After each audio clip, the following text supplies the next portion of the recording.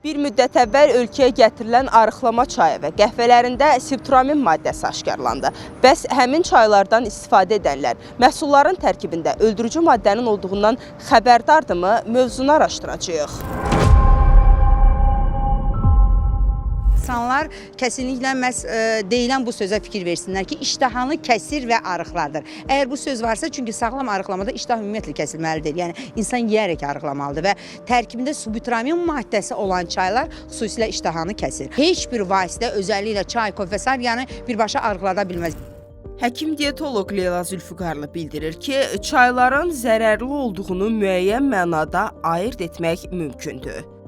İnsanları çağıran mütləq tərkibləri oxusun. Əgər tərkib qeyri-müəyyəndir, orada heç nə yazılmayıbsa, ümumiyyətlə almasınlar. Çox təəssüf ki, əslində bu maddəni gizli şəkildə tuturlar, yəni yazılmır.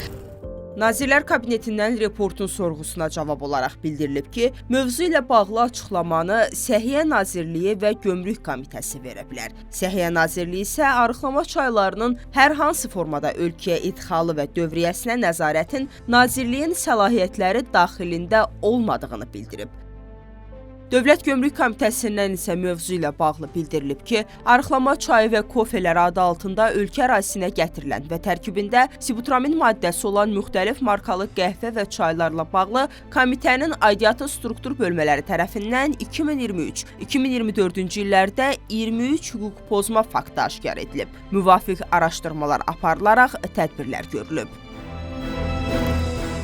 Milli Məclisin Səhiyyə Komitəsinin üzvü deputat Müşfiq Məmmədlinin sözlərinə görə, əgər qida maddəsi kimi tərkibi nəzərdə tutulubsa, bu zaman müvafiq tərkiblər və müvafiq kimyəvi tərkib analiz olunmalıdır. Bilirsiniz ki, Qida Təhlükəsizliyi Agentliyinin laboratoriyasında hər cür şərait vardır. Və qida məhsulu kimi ixrac olunursa, artıq gigiyenik sertifikat müvafiq tərkib və insan orqanizminə hansı təsirləri edə bilər prosesləri mütləq ciddi nəzarət altında olmalıdır. Son dəyişikliklərdən və ölkə rəhbərinin imzası ilə təsdiqləndikdən sonra artıq hər halda istər qida məhsullarında, istərsə də digər bioloji aktiv maddə kimi qruplaşdırıldıqda insan orqanizminə zərər verəcəyi bilinərsə və bu prosesdə satışı, qablaşdırılması və yaxud müvafiq şəkildə əhali tərəfindən alınması prosesində rol oynayan həm satış təşkilatları, həm məsul şəxslər inzibati məsuliyyət daşıyırlar, o cümlədən də cinayət məsuliyyəti daşıma ehtimalları vardır.